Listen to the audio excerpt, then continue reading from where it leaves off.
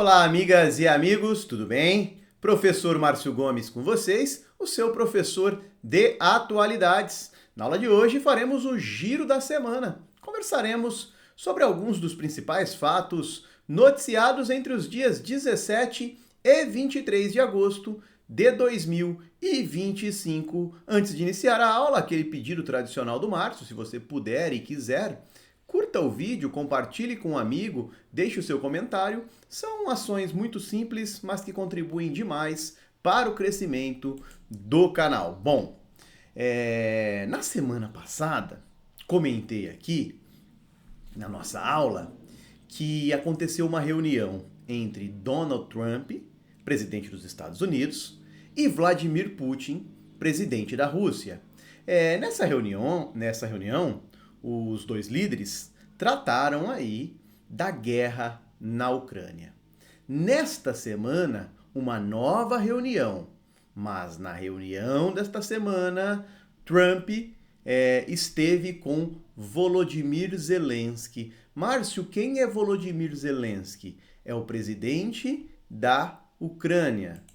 Então vamos anotar esse aspecto aí, a reunião do Trump com o Volodymyr Zelensky, presidente da Ucrânia. O que chama a atenção? Tivemos um episódio recente, ainda aqui no ano de 2025, em que Trump e Zelensky estiveram juntos na Casa Branca e houve um bate-boca. Alguns consideram que Trump foi desrespeitoso com Zelensky. Então esse episódio chamou a atenção e surgiu uma pergunta: como será esse novo encontro entre os líderes mundiais? Pois bem, esse encontro foi mais tranquilo, né? Não rolou aquele bate-boca da última reunião e eles debateram muito sobre o fim da guerra, obviamente, e como garantir que a Ucrânia tenha proteção contra futuras investidas russas. Alguns aspectos precisam ser lembrados. Nessa negociação para o fim de guerra, o Vladimir Putin, presidente da Rússia, tem colocado ali algumas exigências. Quais aparecem em destaque? Primeiro, quer território. Uma parte ali das regiões de Luhansk e Donetsk devem ficar com o Putin se os seus apelos, aí, as suas solicitações forem atendidas. Vladimir Putin também propõe que a Ucrânia seja um país neutro, não ingresse na OTAN e não tenha em seu território tropas estrangeiras. E daí a importância de se discutir uma proteção da Ucrânia contra futuras investidas russas. Então esse é um tema que tomou conta aí de boa parte da discussão. Além de tudo, Trump começa a sinalizar a Zelensky que ele vai ter que negociar trocas de território. Algo que no início da guerra era, assim, não era nem debatido, era totalmente rejeitado. Ok? Então, reunião entre Trump e Zelensky. Semana anterior, reunião entre Trump e Putin. Márcio, o que o Trump tem a ver com isso? Era uma das promessas de campanha de Trump. Ele dizia que a guerra seria encerrada em 2 dias. E agora já dá declaração, ele tem feito declarações, né, de que a guerra é mais complexa do que ele imaginava. Bom, além da reunião com o Zelensky, Trump, no mesmo dia, conversou com líderes europeus, também em Washington, tá? Estiveram presentes representantes da França, do Reino Unido, da Itália, da Alemanha, da Finlândia e da Ucrânia, tá? Além de membros da União Europeia e OTAN. Trump afirma que em breve, haverá uma reunião entre Zelensky e Putin. Mas isso, por enquanto, é apenas uma palavra, não há nada confirmado.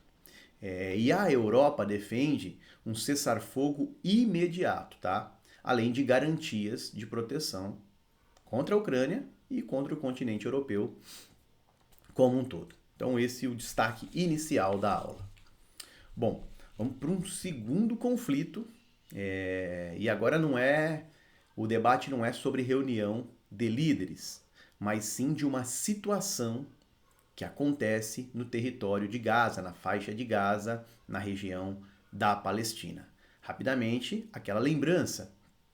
No ano de 2023, o grupo Hamas, um grupo palestino, classificado como terrorista por parte da comunidade internacional, realizou um ataque em território israelense.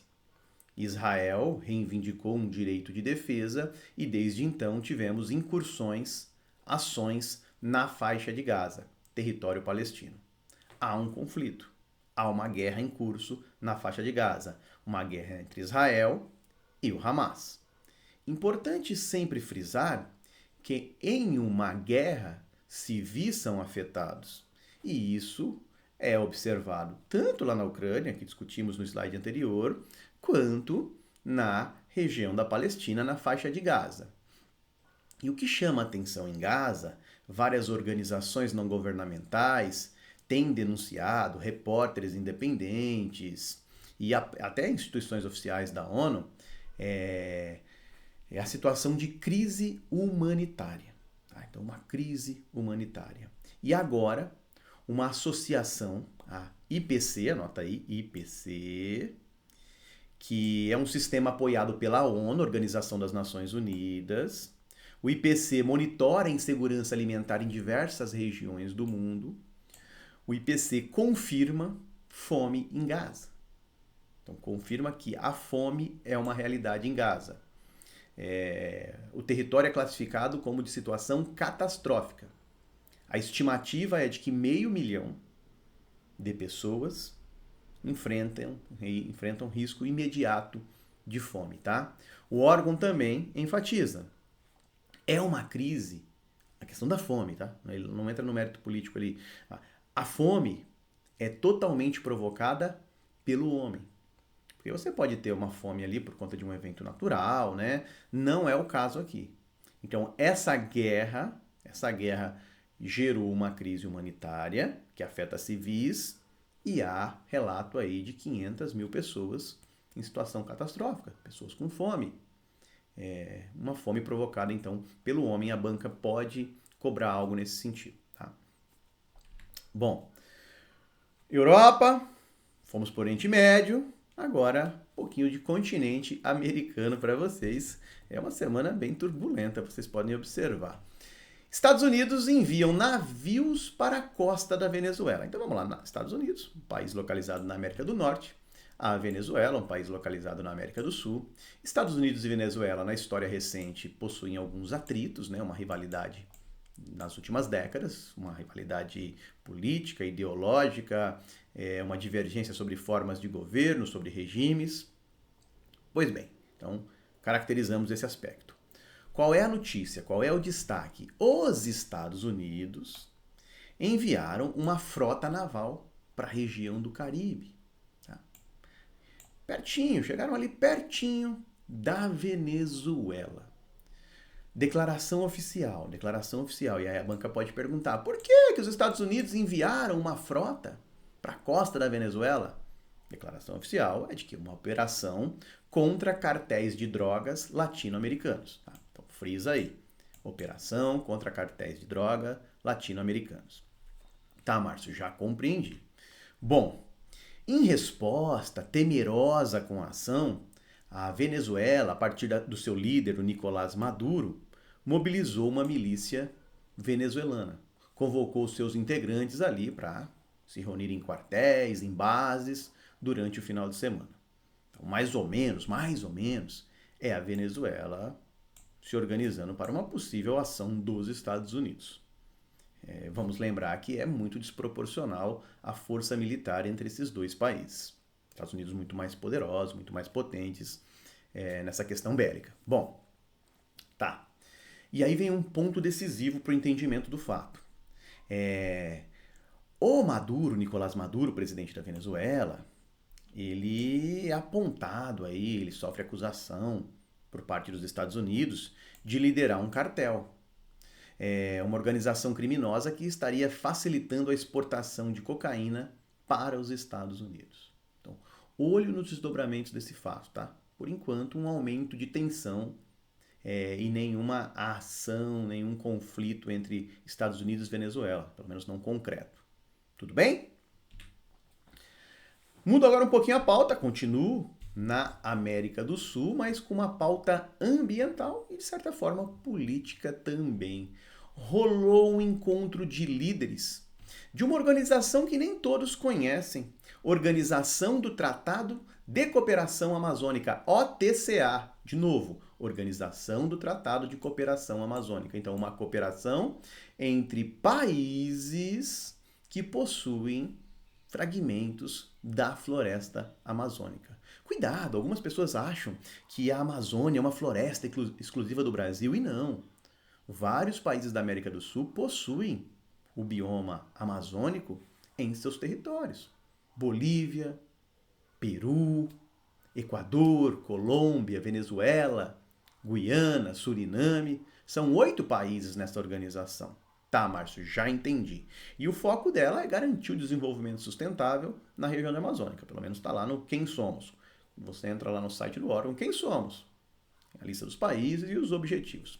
Ela se intitula também como a primeira ou a única organização socioambiental da América Latina, tá? Entre países.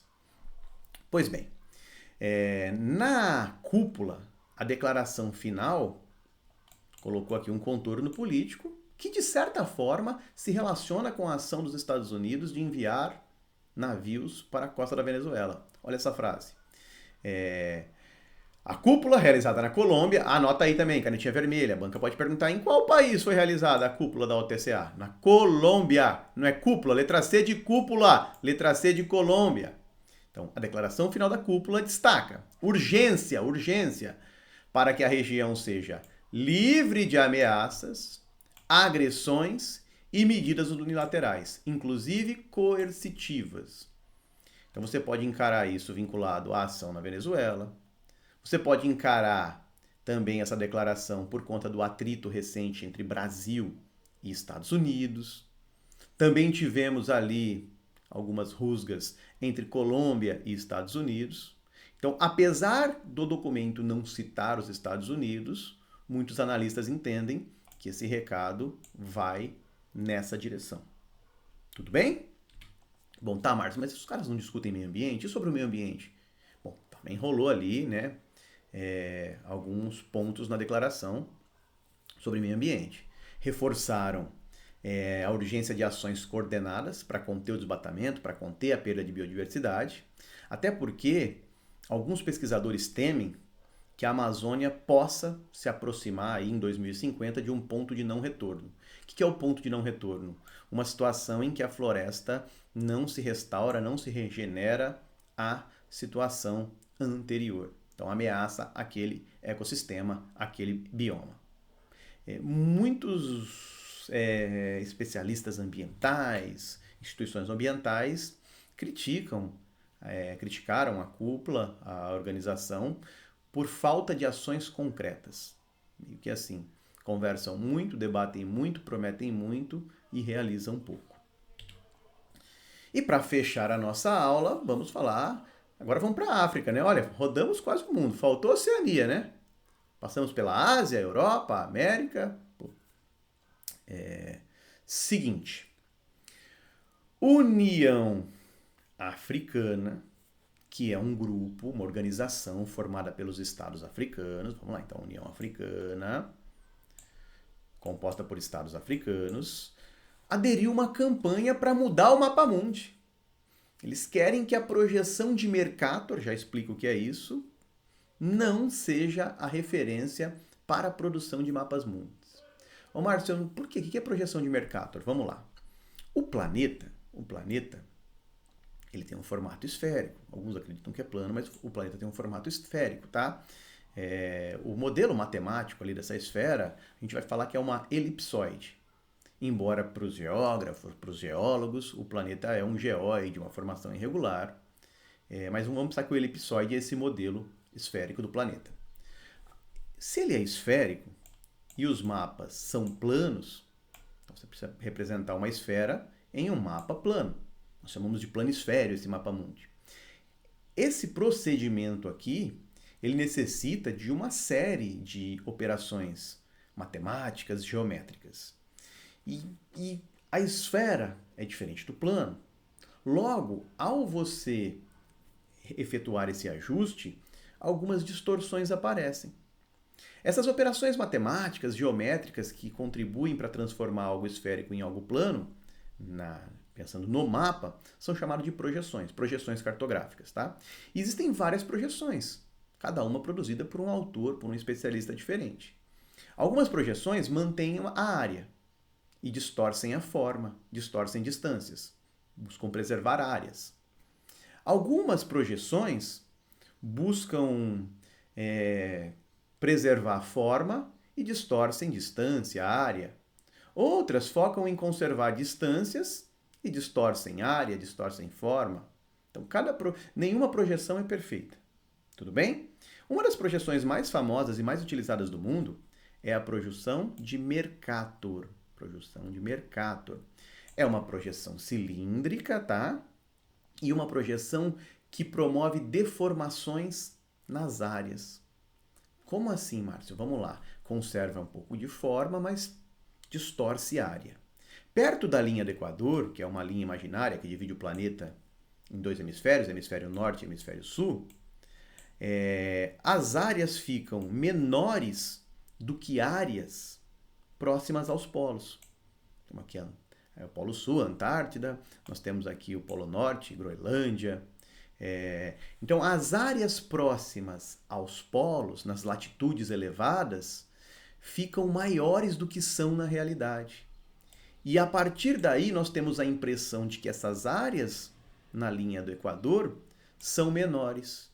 Observem o posicionamento da África. A África parece ser muito menor do que a Groenlândia. No entanto, galera, para espanto de alguns, a África é cerca de 14 vezes maior que a Groenlândia.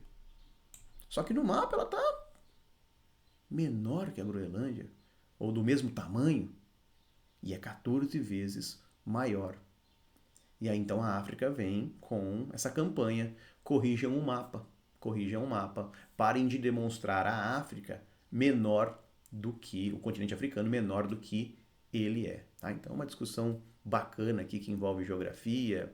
Você pode até levar esse debate para uma esfera política e cultural, como essas projeções europeias valorizavam territórios europeus, deixavam ele em cima no mapa, né? Áreas maiores. Isso não acontece só com a Groenlândia, tá? A Rússia também fica gigantesca no mapa, o Canadá, enquanto o Brasil e a África ali, a Índia, parecem menores do que são na realidade.